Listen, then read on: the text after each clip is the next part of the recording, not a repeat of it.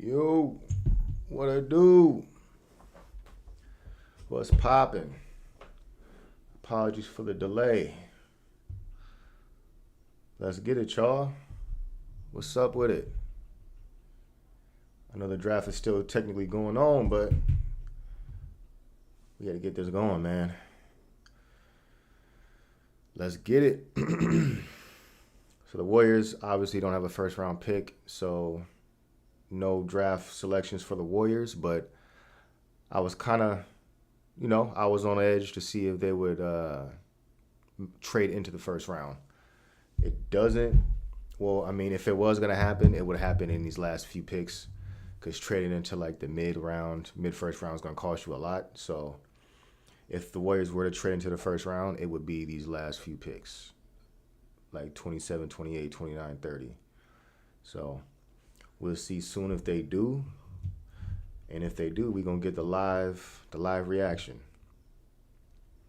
But yeah, I got my eye on the feed to stay in touch with what's going on with trades and whatnot. So let's get it popping, man. What's up, everybody? Bud, man, what's up, bro? My boy Timmy, brother. What's up, my man? Isaac, good to see you, bro. Doug Chang, what's up, my guy? Good to see you, man. Got my folks in here. Man. I appreciate y'all. Always showing love, man. Yeah, man. We're going to get into that. Report for sure. We got a lot to cover today, man. But yeah, let's talk about that. Let's get into it, man. So Timmy said, I just got a notification from ESPN that the Heat were interested in JK via trade or free agency. So Shams Charania reported, and when Shams Charania reports it, it's pretty damn accurate. I don't think he's been wrong about a report for his career. When he reports something, he's legit hearing that from somewhere, very credible sources. And Shams Charania is saying that the Miami Heat, now that they have missed out on Kevin Durant, have legit interest in Jonathan Kaminga in free agency, restricted free agency. So, the Heat want Kaminga. They want Kaminga. So that's been reported.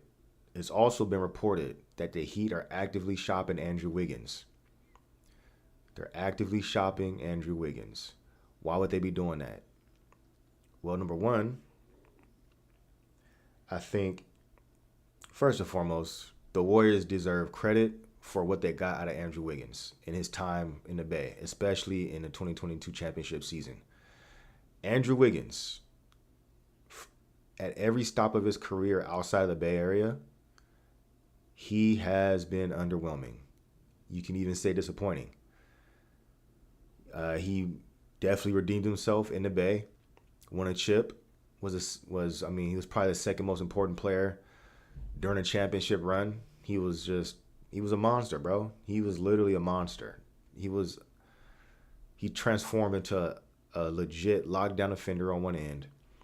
And on the other end, he was just a scrappy, just get it by any means bucket getter. Getting off the backboard, offensive rebounding, slashing, finishing strong, dunking on dudes' heads. He dunked on Luka. Dunked on Derek White. He dunked on Tatum too? I think he did. But yeah, just catching bodies, bro. Just Wiggins was cold-blooded for that championship run, man. He finally saw the opportunity to prove all the haters wrong. All that motivation that he's been building up just over the years of slander. Since he's came into the league, just years of slander. Saying he's a bust, saying he's not that guy, all that stuff. When the opportunity to get his first ring was within reach, that was enough motivation for him to just conjure his inner spirit, man. He conjured that, and he transformed into a monster. And motivated Wiggins, when you combine motivated Wiggins with his physical attributes, it's a really good player. It's a really good player. You know what I'm saying? Wiggins was in the finals across from Tatum and Jaylen Brown, and he outplayed them both. Wiggins literally outplayed Tatum in the finals. It's crazy. Locked him up, took his lunch money, bullied him. Like, it's crazy, man. So, salute to Wiggins, Bay Area legend for life. Wiggins is always gonna be. He's always gonna be a legend around these parts, as far as I'm concerned, man. So, shout out to Wiggins. But with that being said, Wiggins at every stop of his career, outside the Warriors, he's just been an average guy. He's just been there. He's just been chilling. He's just a fun guy, just chilling, bro. So I was peeping Miami fans after the trade. I was checking the temperature on how they felt about Wiggins. The consensus was they wanted him gone. They want him gone. They're not really feeling Wiggins. They're not a fan. They're not getting the same Wiggins from. I mean, the small sample size. What was it, half a season or less than a half a season? Small sample size, but they're already out. They already sold their Wiggins stock. Wiggins has been dealing with some stuff these past few years, but fans are out, man. So this is a situation where the Warriors just might be the only place that can maximize Wiggins, and we might not ever see that 2022 Wiggins ever again. That's when his motivation was at its peak. That's when he had his first championship within sights. He also made All-Star team too. His first All-Star game. Probably first and last. But championship, All-Star game, like his motivation was at an all-time high, and I don't think that will ever be replicated. Now that he's accomplished that, he honestly has nothing to prove to nobody. And with his personality and how laid back he is, now that he's already crossed that hill, he's probably like, look, bro, I'm chilling. I'm not saying he's not trying, but that max level of motivation he had in 2022, you're probably not going to catch that again with Wiggins. With that being said, man, the Heat are interested in Jonathan Kaminga, and they're actively shopping Andrew Wiggins. That's interesting. I think y'all know where this is going. How would y'all feel about Wiggins for Jonathan Kaminga? Let's just start right there. Shout out to everybody that's in here right now. Yeah, his dad passed away. I think that was that last season or this season. His dad had passed away. R.I.P. to his pops, man. That's tough. He was also I think it's already out there, so I don't necessarily think it's wrong for me to speak on it because it's already been put out there. But it's been rumors that he had did like bone marrow transfers to try to save his pop's life. So that's why he was like. That's why he had stretches where he was just not in. He had stretches these past few seasons where we didn't know why he was like playing so bad, or we didn't know why he didn't seem motivated, or we didn't know why he was just like missing games. And they kept it on the wraps.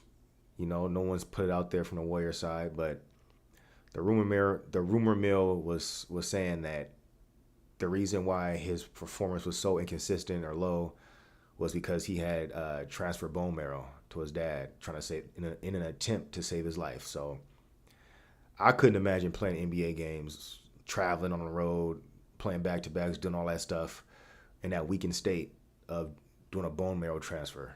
So, like I said, salute to Wiggins, man. How would y'all feel about getting Wiggins back?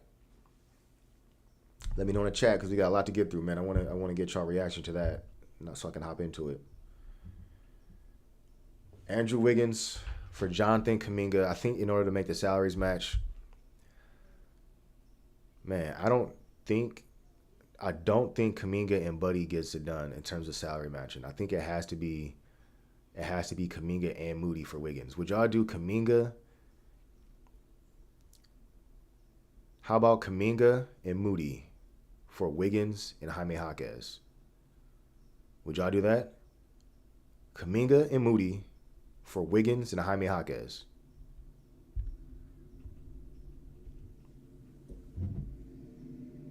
Let's see. Yeah, the Warriors do need a center for sure. They do need a center.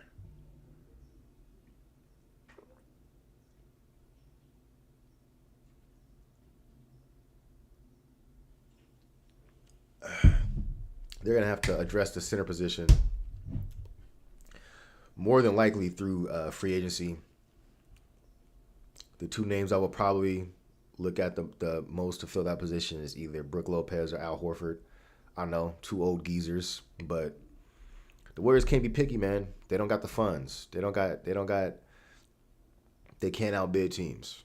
They can't get in a bidding war for these higher caliber players. And those the players that are probably on Warriors' dream scenario wish list, that are probably closer, to their prime in their 20s, the Warriors can't afford them. They can't afford them. So the only reason the Warriors are even possibly able to afford Brook Lopez is because he's older. Because if Brook Lopez was 3 years younger, the Warriors couldn't afford him. He'd be garnishing like $20 million a year. He'll command $20 million a year, easy. The only reason the Warriors can possibly afford him is because he's 38 or 37, whatever he is. But so it looks like some of y'all. Let me see. Reluctantly, yes, from Budman. Not for Kaminga and Moody. Hell nah. That's what Ron said. Ty said, I wouldn't be mad at that trade if they can't get Cam or Kobe White.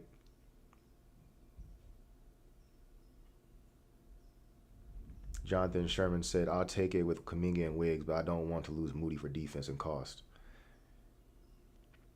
GP2 said, there's barely any trades we can do without Moody. Yeah, here's the thing, man. The Warriors don't have much matching salary that's, disposable. Like, the Warriors' biggest salaries, Steph Curry, Jimmy Butler, and Draymond Green. They're not trading those three players. They'll trade Draymond Green or Jimmy Butler if a ridiculous trade was on the table for a star. Other than that, they're not trading those dudes. So the only other salaries to trade, the next biggest salary after Draymond is Moody. Moody is literally the next biggest salary at $13 million. So any trade for like a decent sized contract almost has to include Moody. Because when you sign and trade Kaminga, due to the rules, whatever, his salary only counts as half of what he's signing for with a new contract. So, for example, if he signs for $30 million, he only counts as $15 million outgoing salary, which means if the Warriors wanted to acquire a player that's making $30 million in return, they would have to attach another player that's making another $15 million. So it's really weird. So that's why trades for dudes like Andrew Wiggins, for example, I think Andrew Wiggins is making like $27 million. Let's say Kaminga signs for $28 million a year. He's making 14. He counts as $14 million as in outgoing salary. You still got to add another $13 million to match the $27 million for Andrew Wiggins, and guess how much Moody makes? $13 million. So that explains why. I mean, obviously, I wouldn't want to trade Kaminga and Moody, and if I am, I would hope to get a player back that's higher caliber than Wiggins. But unfortunately, due to the Warriors' constraints, they would kind of have to do something like that just to make the salaries work. So, but yeah, man. That's an interesting one, man. I actually don't know if I would do that. I've been kind of going back and forth on that all offseason. I was, at first, earlier in the offseason, I was like, yeah, I'm making that trade for Wiggins. I was more so thinking Wiggins for Kaminga. I probably wouldn't do that with Kaminga and Moody for Wiggins, but if it was like Kaminga and Buddy Hield and whatever else irrelevant slight salary filler, I would do it. But if it was Kaminga and Moody, that's a little rich for me. I don't think I could do that. Unless the Heat throw in Jaime Jaquez, but even then, I don't know, man. I was high on Jaime Jaquez during the draft, but he hasn't really progressed at all so far in his career. He hasn't improved anything. He's just the same player he was when he got drafted, but just older. So, but yeah. Just going a little more in depth in the Kaminga situation. So there was an article that got released. Some quotes, nothing too concerning, but definitely like some things that you would prefer maybe Kaminga don't say. Maybe keep some things to yourself, but I'm not gonna sit here and just run through the quotes for word from the article. I'm gonna just try to paraphrase to the best of my abilities. Um, Basically, Kaminga was saying that he wants a chance to spread his wings somewhere, whether it's with the Warriors or a different team, where he can finally have his opportunity. He says that he feels like he never got the chance with the Warriors to spread his wings and be himself and try an attempt to be the player that he thinks he is. So, stopping there for a second. Can I turn my audio up? Can y'all not hear me? Yo, yo, yo, yo, yo. How's my audio?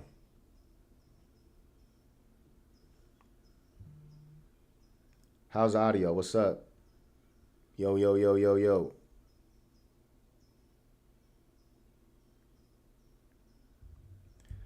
Man, hold on.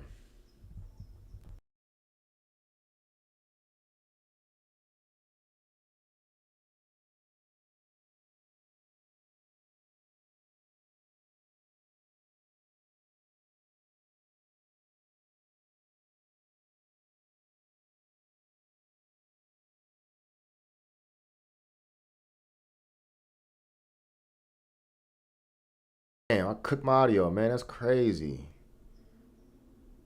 Yo, yo, yo. All right, for sure. Bro, turn it off. What's going on? What you mean turn it off? All right, man. I'm gonna continue. If my audio is trash, y'all let me know, bro. But anyways, what was I saying? Sidetracked the hell out of me. JK will never be a first option on the Dubs. Oh yeah.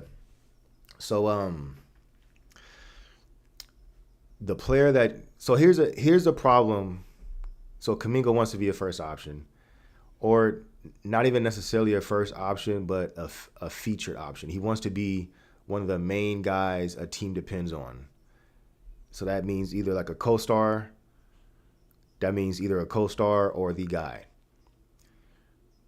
Here's a problem with Kaminga's assessment of who he is as a player. Here's the problem. And by the way, I'm not faulting Kaminga for thinking highly of himself. I've said this multiple times in my streams. He should feel like he's the best player on the court. He should feel like he's that guy, because that type of like belief in yourself is what got him this far. That type of belief is what gets every great player far, or every NBA player, period, that far. When you're in the NBA, you're one of the best 450 players in the world.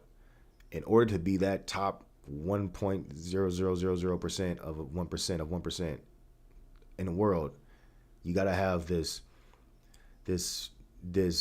belief in yourself that can be delusional at times, because you gotta like trick yourself into like feeling like believing you're that guy, and that extra that's what's gonna drive you, man. So I'm saying that to say I don't blame Kaminga for feeling the way he feels, especially like when you have the physical tools. He's the one putting in work every day. Like, he's in the gym, hours on hours a day. He sees the work firsthand because he's experiencing it. Of course, he's gonna feel like I can be a star. You can't fault him for that. But at the same time, here's a problem with Kaminga's assessment of himself. In order to be a first option or a featured player on a winning team, because he could be a scorer on a team. He can go to a team. He can average 20 points a game, 22 points a game. If Kaminga was on the Hornets, how many points is he averaging? Probably like 22.5. You could average like 22.5 points a game on the Hornets. How many games are they going to win? Probably not that many. If he went to the Blazers, can he average 20 points a game? He could probably average like 20 points a game. How good are they going to be? Probably not that great. So here, this is the point I'm trying to make. Kaminga can score. We saw it in the Timberwolves series against the Timberwolves when the Warriors' backs were against the wall. They needed something. Against a pretty good defense, by the way. Timberwolves got a pretty good defense. Kaminga can score, bro. So he's capable of that. But the difference is, in order to be like a number one option, a featured option, you got to be a scorer and an adequate playmaker. You don't got to be like some crazy elite playmaker like LeBron, like getting downhill, dishing out dimes, just dotting up shooters. But you got to be at least adequate. You got to be at least capable of making the basic reads. You can't just be like, all right, I'm a scorer. All I could do is either score or play make, but only when I'm like really focused on trying to be a playmaker and it's not natural. Like with Kaminga, he has games where he can get like 4 or 5 assists and he's like hitting corner shooters and it looks solid. It's like, okay, cool. Kaminga's turning a corner. He can do that. But it's not consistent. He'll do that for a few games and then it's back to kind of like tunnel vision scoring. Or, it's you can tell doing both doesn't come natural to him. He's a scorer first, scorer second, scorer third, and then he's trying to like make the playmaking. He's trying to do the playmaking stuff to appease Curtis on the court. But in order to be a great first option on a team that's actually a championship caliber team or a team that's contending or a playoff team, he has to be a playmaker as well. He has to create not just for himself, but for teammates. That's what separates a scorer from a star. Can Kaminga create consistently for himself and teammates when a defense is focused on him as a number one option? When their whole defense is tailor-made to stop you, how does he adjust? Are you going to try to force their hand and try to like play through the double teams and play through the traps or whatever the case may be and try to force the issue and take bad shots? Or are you going to take what the defense gives you and use that as an opportunity to generate good looks for your teammates? Or is he going to say, I got to get mine too and try to force some bad shots? I'm not saying Kaminga can't do that. I'm not saying Kaminga is incapable of learning how to do that or growing into that role. What I'm saying is, as of now, from what I've seen from Kaminga up to this point in his career, he's not a natural playmaker. He's not. Can he make plays? He can, but it seems like almost kind of like scripted playmaking. Like it's like, you know what I'm saying? Like it's kind of hard to explain. But yeah. So and the other two things is, okay, the playmaking is the one thing, and then the other two things. The shooting. His shooting isn't where it needs to be, and then the ball handling is not where it needs to be. So the aspects outside of scoring that makes you a star is the scoring, the ability to generate and create shots for your teammates, being a decent ball handler to get to your spots and be able to have counters to defenses, and then shooting.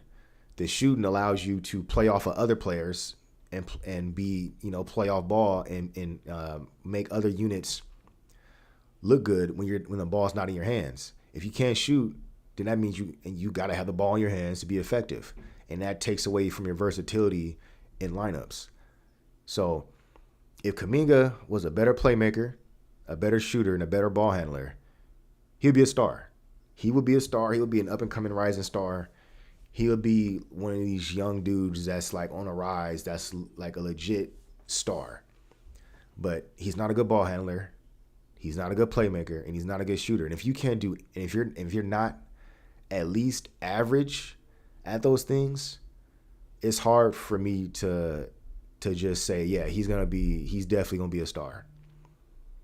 So Kaminga has potential. He has upside. He's still young. He's 22, but he's starting to get up there to the age where that playmaking leap, if he doesn't make the leap from a playmaking perspective, and a ball handling perspective this season, going into year 5, 2020. Yeah, he's going to year 5. Damn, he's getting up there. So going into year 5, if he doesn't come back with an improved handle, it's more than likely probably not going to happen. He's going to make incremental improvements these next few years, but if he doesn't make an actual leap as a ball handler this offseason, chances are it's more than likely not going to happen, because you usually see those leaps in skills like ball handling, and shooting and stuff like that in like the first like 3 or 4, like the first 1 through 4 seasons in the league. You know what I'm saying? So now we're going into year 5. So if we still don't see those improvements, it's tough, bro. It's tough, man. It's tough to be viewed as a star when you're not a strong ball handler, you're not a strong shooter, and you're not a strong playmaker. Because when you get on a team where you're that guy, the defense has too many ways to make you inefficient. They have too many ways to manipulate your game. If they know this guy's not a good playmaker, all they gotta do is trap you on the baseline or trap you in certain situations, bring like a late trap to confuse you. And they know, oh, he's gonna take a bad shot. He's gonna turn the ball over. Or if you can't shoot, they're gonna sag off of you. They're gonna build a wall at the rim. They're gonna force you to finish over 2 or 3 guys. They're gonna do all these shenanigans defensively. So Kaminga has a lot to work on, man. So while I do believe he has room to improve, and Kerr wasn't fair with him at times, especially with the DNPs. The DNPs at the end of the season or for the playoffs, that was kind of, I didn't agree with that. I definitely think Kerr took it too far, I don't know what Kerr was doing. But at the same time, I'm not saying that Kaminga deserved a no-brainer penciled in for 37 minutes a game every single night, because he definitely needs to improve. And another thing, his defense, for a guy with his physical attributes, with his traits, his frame, his build, his athleticism, how are you not a lockdown defender? How are you not at least like a very strong defender? He's just not. He's not a strong defender. I wouldn't even necessarily consider him a good defender. He's an average defender who has his moments on ball, but other times he doesn't. Other times he's not in a defensive stance. He's not low enough to the ground to move his feet. He allows dudes to blow by him that probably shouldn't blow by him, and he has to compensate by accelerating, trying to play catch up when a guy blows by him, and then he ends up like running into the dude from behind or fouling him. His fundamentals defensively are not locked in. His help defense is not great. His instincts as a help defender is not great. And his defensive rebounding needs some work. So, I mean, bro, tally it up. That's a lot of holes in his game. So when you're on this team with the Warriors, it's like, bro, you got all these holes in your offensive game. You're not getting more touches than Steph and Jimmy. By default, on this team, you're going to be the third option, bro. Like, that's just what it is, man. So, it's tough. So, I mean, if Kaminga really wants to spread his wings and figure out for himself what he is as a player, it's not happening on the Warriors for another few years until Steph is like 39, until Jimmy's contract is expired and he's gone. It's just not going to happen. I don't see Kaminga taking enough of a leap this season to be any higher than third in the pecking order offensively. It's not happening. And then it's not just that. He's not getting more like Draymond. Even though Draymond is not a scorer, Draymond touches the ball a lot. He has a ball in his hands a lot. Draymond's more important to the Warriors than Kaminga. He's behind Draymond in terms of like touching the ball too. So it's tough, man. It's gonna be tough for the Warriors, bro. For Kaminga to be this player that he thinks he is, it's not happening on the Warriors. So it's tough, man. But with that being said, so Kaminga's a restricted free agent. The Brooklyn Nets has been mentioned as a team with cap space that might possibly be interested. So that's a thing. You know, the Brooklyn Nets, they don't necessarily have any talent on their talent void. Their team has no talent. So they're a team that has cap space, young up and coming team. They might be a team that's willing to just like throw Kaminga an offer sheet and dare the Warriors to match it. I think the Warriors should match Kaminga's offer sheet regardless of what he signs for, just to maintain the asset. You don't want a player you drafted 7th overall to walk out the front door after the Wiseman situation. You can't just let the dude you drafted over so many good players to walk out the door. You drafted him over Franz Wagner. You drafted him over Sengun. You drafted him over Trey Murphy. You drafted him over Jalen Johnson. You drafted him over a lot of players. So at the very least, you can't lose him for nothing. If you're going to lose Kaminga, you better get something back in the trade, or that's a disaster situation. But yeah, I haven't checked the feed. Has anything happened? Any trades? Let's see. I don't really see anything crazy happening. But yeah, it looks like the Warriors are not going to trade into the first round. Kind of figured that. It's pretty expensive trading up into the first round, man. The Warriors don't got too many assets, too many sweeteners to do that. So they might trade up higher in the second round if they see somebody they really like. But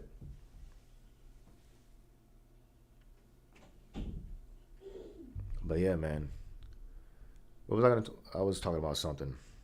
Anyways, Cooper Flag went number 1 overall. Surprise, surprise. So now we see a situation where the Mavs are kind of trying to do the 2 timeline thing. They got the vets with AD.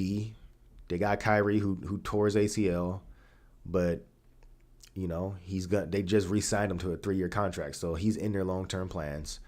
So they got Kyrie, they got AD, and now they just drafted Cooper Flag, who's, what is he, 18, and they're gonna immediately slot him in as their starting small forward next to AD at power forward, and then they got Derek Lively at center. So they got some young dudes on the team. They got Derek Lively, they got Cooper Flag. They got some older dudes. They got AD, they got Kyrie, they got Clay. And they're gonna try to do the 2 timeline thing. They're gonna try to make it happen, bro. So we'll see. I mean, as we've seen, it's tough to make 2 timeline situation work. It's tough developing young dudes while also trying to compete for a championship with vets. The Mavericks had the opportunity to trade the first overall pick and get a guaranteed star for sure. Definitely a guaranteed star. They probably could have forced the Bucks' hands with the Giannis situation. Like, obviously the Bucks' first priority is to keep Giannis, but if Giannis is unsure and the Mavs are like, yo, we'll give y'all the first overall pick, you can draft Cooper Flag and start your rebuild right now. I mean, if the Bucks would have to consider that, and that might be the biggest needle mover in terms of the Bucks being willing to move Giannis, besides Giannis demanding a trade outright. So they had a chance to just use that first overall pick as this super piece to just get the right veteran core for a championship push. But they're gonna try to do the 2 timeline thing. We're gonna see how it works. Cooper Flag looks like a ready to contribute rookie. He looks like he has a lot of the skill. He has a skill set that can be an immediately impactful player off rip. Not an all-star level player, but just, a high motor big wing that could rebound, play defense, athletic, run the floor. He could do a lot of basic things that just fits into any team. He's a 6'9" wing. He's athletic. He's a good defender. He has good instincts. So he's gonna fit in. You got AD behind him playing defense. You know what I'm saying? Offensively, he doesn't have to worry about being like the go-to option on some buns like rebuilding team. He got AD out there. So it's a good situation for Flag. We'll see how it goes. My comp for Cooper Flag is Andre Karolinko. That might be a name some of y'all are just like, bro, who? Like, what? Andre Karolinko played in the early 2000s. He played for the Utah Jazz for a while. Cooper Flag reminds me of Andre Karolinko, not because they're both white, okay? Similar frame, 6'9" frame. Andre Karolinko was a good defender, surprisingly good defender. Blocking shots, steals, kind of like a jack of all trades type of guy. Very, very solid player, man. Cooper Flag was also an underrated athlete too. So I see some similarities there. Eric O knows about AK-47. That's what's up, man. Yeah, bro. Do y'all see it too? For those of y'all that remember Andre Karolinko, do y'all see the comp between Cooper Flag and Karolinko? I haven't really seen that comp anywhere, but that's where I'm at with it. What does what did ESPN have for his comp? I haven't even. Let me see the Ringer draft board. Let's see what his comp was.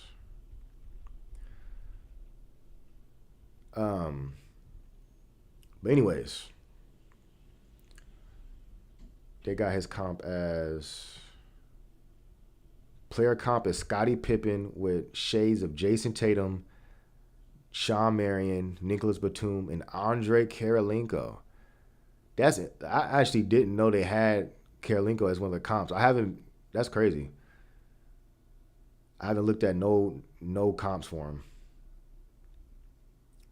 That's dope though. They got Scottie Pippen as his main comp with shades of Tatum, Sean Marion, and Andre Karolinko, and Batum. Cool. Anyways, moving on, man. So the Warriors pick 41st tomorrow. So I'll be back for that. I'll be on live tomorrow.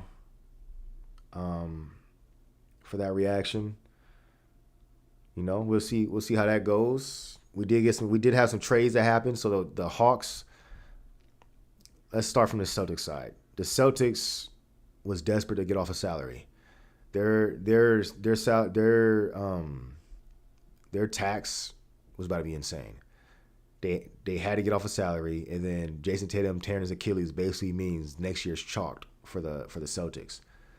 So they was in a situation where they had to basically just give away dudes. So they traded Drew Holiday to the Portland Trailblazers for Anthony Simons. I would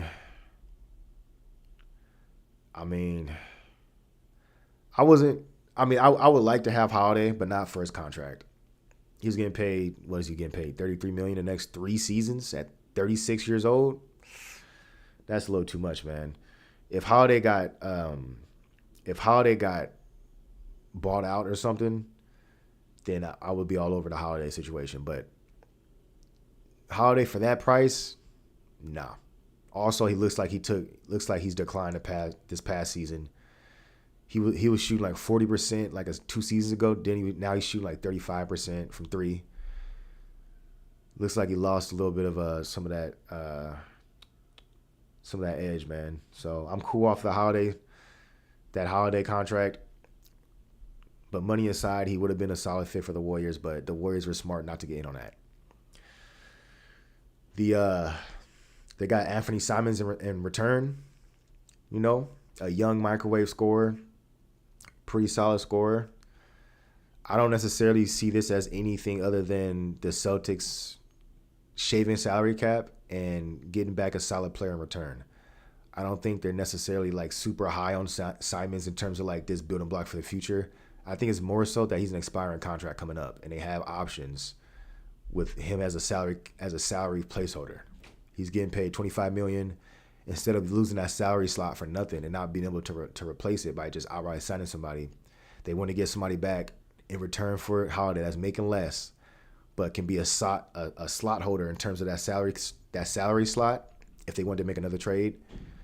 And they have a guy that can contribute in the meantime. Simons is a good player. He's a good shooter. He's a good scorer. So we'll see how Simons looks on a real team that has like championship pedigree and a championship culture. We'll see when like he's like playing defense is asked of him and demanded of him instead of on the Blazers where he's kind of just chilling. He's just out there as like a hired gun, a hired mercenary to just score and just get buckets. Now he has to actually play defense. So we'll see how his minutes look on a team with championship aspirations. But yeah, I don't. In the reports are saying the Blazers intend to keep Drew Holiday, probably for like some veteran leadership to try to make a playoff push. You know, they probably want their young dudes to just have more stability around them with vets that can play, with championship experience that can mentor them, all that good stuff. You know, Drew Holiday would probably be a good vet for Scoot Henderson and Shaedon Sharpe. So that's probably what their thinking was. I necessarily wouldn't have done this trade if I was the Blazers, but sometimes like with teams like this that have all this cap space, so much cap space, they don't know what to do with it, and they're not gonna sign like premier free agents and stuff. They're like, bro, we have all this cap space. We're not gonna do anything with it. No team is gonna sign with us as a free agent. Let's just overpay for a vet and just build our culture, build our locker room, and have like a better, just have a better program for our young dudes to grow, and have vets to help them with their development. So that's kind of where they're going with that. But yeah, so the next trade the Celtics made, they traded Porzingis to the Hawks. So it was a 3-team trade with the Brooklyn Nets. So Porzingis is going to the Hawks. The Celtics, I mean, it was basically a salary dump. The Celtics got back Niang. What's his name? Georges Niang. He's basically just like a stretch four with a dad bod. Like he's only out there to just shoot threes. He's like an okay team defender. He's like a 10-year vet. 6'7" power forward, stretch four. And then they got like a second round pick back. So they basically salary dumped Porzingis. So I know a lot of people were like interested in the possibility of Porzingis on the Warriors. My counter to that would be, what would be the matching salary? Number one, that's number one. Number two, the Celtics had a completely different agenda than what the Warriors want. The Celtics are trying to shed salary. They're not going to trade Porzingis to take back Kaminga on like a bloated contract, who's owed money, you're gonna have to sign him to like another 3-4 years out when they're trying to get off of money for the future. So they were never going to trade Porzingis to the Warriors for what we had to offer. I don't even think the Celtics are going to trade Porzingis to any team that's like a contender. They purposely traded their 2 vets to teams that are buns because they're not a threat. They traded Holiday to the Blazers. They know the Blazers ain't doing nothing no time soon. The Blazers have never done anything since they had Clyde Drexler. You know what I'm saying? Like they're like, the Blazers are a non-threat. So they were just like, yo, yeah, we'll trade you to the Blazers. Yo, Porzingis, we'll trade you to the Hawks. You know, the Hawks got, they got some young talent, but it's the Hawks. You know what I'm saying? So I don't think the Celtics were ever gonna trade those vets to like contenders unless they were just a crazy overpay. But that's obviously not the case. I also think this takes Derek White off the trade market. I don't think the Celtics are going to trade Derek White now unless a team overpays and gives him like a Godfather offer. They wanted to get under this. They wanted to get under the tax aprons because they're under the second apron with getting off of Porzingis and Holiday. They're low enough in the tax apron to where they could breathe now. So I don't really see them trading Derek White, to be honest with you, because he's a perfect like player for a championship team. And although the Celtics championship aspirations are on hold with Tatum out, who cares? If I was in their position, I'm not trading Derek White. Like he's in his prime right now. He's a really, really, really good player. He's a player that everybody would want. I'm just gonna keep him. You know what I'm saying? Like I would just keep him, and I think that's what the Celtics are gonna do as well. It's also been reported that Jaylen Brown is on the trading block. So Jaylen Brown's getting paid a lot of money. He's getting paid a lot of money. But he would be a player that would more than likely be worth a lot in a trade. I don't know what that trade would look like from the Warriors' perspective. I mean, it would probably be all the young dudes plus Jimmy Butler. It would probably be Jimmy Butler, Kaminga, Moody. It'll cost a lot to get Jaylen Brown. Number one, because he makes a lot of money. Number two, because he's a very valuable player. At that point, I don't know if I'm giving up all that for Jaylen Brown, man. Like obviously, like, is he a better regular season player than Jimmy Butler? Would you rather have Jaylen Brown over Jimmy Butler to get through the regular season? Of course, he's younger. He's more, more durable. He's more willing to, be aggressive and carry a team and whatnot. But for playoffs, a specific playoff series, I don't know if the gap between Jaylen Brown and Jimmy Butler is as far as people think. Yes, Jimmy Butler is older, a lot older, but Jimmy Butler in the playoffs is a really good player. Now this playoff series, this playoff run, Jimmy Butler was compromised. The dude got his ass destroyed, man. Like, pause. He like the contusion, bro. Like that, you can't tell me that wasn't impacting his game. He wasn't the same. He wasn't moving the same. His athleticism got zapped. The moment he fell and hit the ground against the Rockets, he was not the same player physically. The burst was gone. The athleticism was gone. That just wasn't what Jimmy Butler is as a player. He was compromised. So with that being said, I don't know if the gap between Jaylen Brown and Jimmy Butler is worth giving up Kaminga and probably Pods and multiple first-round picks. I don't know, man. That's a lot, dude. Like, that's a lot, bro. That's a lot, man. Would y'all trade basically everything for Jaylen Brown, with Jimmy Butler being the main contract? Let me get a yes or no in the chat. Would y'all trade Jimmy Butler plus Kaminga plus, let's say, Pods for Jaylen Brown?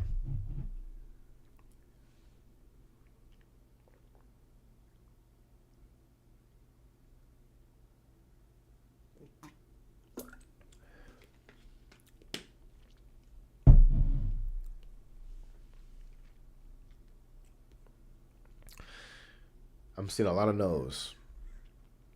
Yeah, man, it's a lot, bro. It's a lot. And you're going to have to overpay for the Celtics to give up Jaylen Brown. I mean, he won a Finals MVP. He's a really good player. He's only, 27 years old? Yeah. I just don't think. I'm not trying to downplay Jaylen Brown, man, but Budman said reluctantly. Steph and Jaylen Brown, that's pretty nasty. That's pretty nasty. You know, like, Jaylen Brown's 27. He can kind of carry the mantle and grow into that first option as Steph ages. He's the one that can get to the rim, three-level scorer. And as Steph gets older, he can kind of just be more perimeter-oriented and kind of save his body a little more, preserve his body. Jaylen Brown's this younger, a way younger star. I'm pretty sure, I keep saying 27. I think he's 27. He might be 28. But, Jaylen Brown should be in his prime, his physical prime right now. Steph and Jaylen Brown, that would be a pretty nasty duo. I don't know where I would rank that in the league, but pretty damn high though. Steph and Jaylen Brown would be pretty nasty. But yeah, at this point I would say that's a pipe dream. The next trade that happened, the Washington Wizards traded our boy Jordan Poole to the New Orleans Pelicans for CJ McCollum. Man. So I wasn't expecting Jordan Poole to get traded. I mean, I wasn't surprised, but I wasn't expecting it either. And to see what he got traded for, it goes to show how much the Warriors overpaid for Jordan Poole. You can tell that by his value. Jordan Poole got traded for a 30. What is CJ McCollum at this point? 34 years old. 34-year-old CJ McCollum. That's essentially the same player, but like 8-9 years older. And I believe the Wizards had to give up assets to make that trade go through. They had to give up a second-round pick, I believe. So Jordan Poole, at 25 years old, is valued less than 34-year-old CJ McCollum. Now, part of that is a big part of that is the contracts. CJ McCollum's going to be an expiring contract after this season. Jordan Poole is locked up for another 2 or 3 years. So obviously, it's more so the contract, but the fact that a player as young as Jordan Poole wasn't valued fairly, not fairly, but wasn't valued more, that just shows he's overpaid, and the Warriors overpaid for him. They had to, because Draymond Green knocked him out, so they had to pay him. They had to make that right. Draymond Green knocked his ass out, man. Knocked his lights out. The world saw it. The TMZ leaked the video. They leaked the footage. And it was, the Warriors were basically over a barrel, man. Like, Jordan Poole's representatives, it's like, look, you got to make this right. So he had the Warriors over a barrel. They had to pay him. They paid him. It was an overpay. Jordan Poole is not a $30 million player. He's not. He's more like a $25 million player. But that extra $5 million is because the Warriors didn't have leverage. They had leverage, but they kind of gave up the leverage just to make things right. So it is what it is, man. But yeah, Jordan Poole on the Pelicans playing with Zion. So if anything, that's gonna be entertaining. I don't know how many games they're gonna win, but that's gonna be entertaining. I think from the Pelican standpoint, they just need dudes that's gonna play, that's available. One thing about Jordan Poole, I think it's one of his best attributes, is the fact that he is durable. He's a guy that's capable of playing 82 games. He rarely gets injured. Even when he's injured, he plays through injuries. And I think the Pelicans, what they've needed more so than anything these past however many years, is stability, consistency, and durability. And Jordan Poole might not be consistent from a night-to-night basis in terms of like what he's going to give you on the court, but he's for damn sure going to be out there on the court. He's going to play. He's going to be ready to go. He's going to be available. So that in and of itself is valuable. So shout out to JP. He's on the Pelicans now. He's playing against Zion. We'll see how that looks, man. We'll see how that looks. Let's see what else we got here. But yeah, man, that's pretty much that's pretty much it. I'm gonna hop back on live tomorrow for the second round. So if there's things I missed, just leave it in the comments, and I'll pick the most interesting topics for tomorrow's video. So I appreciate y'all for coming through, man. If you're still here, by the way, like the video, man. If you're having a good time, if I entertained you, like the video. That's all I ask, man. Help a brother out. But yeah, man. Legend, what's up, bro? Fortuna, what's up, man? HR, what's up? It's Retire, what's up? Mr. Level, I see you, brother. Mac, what's good, man? Andre, what's up? Deshaun Williams, what's good, man? Ever so Lord, come quickly. What's up, man? Eric O, what's up? Sakari, what's up? I see y'all, man. I appreciate each and every one of y'all. I'm about to get up out of here. If y'all got any more topics y'all want me to touch on that I missed, just drop it in the comments. Before I go, let me see if anything happened, any trades or anything crazy. Doesn't look like nothing happened. Yep. So yeah, I'll catch y'all tomorrow, man.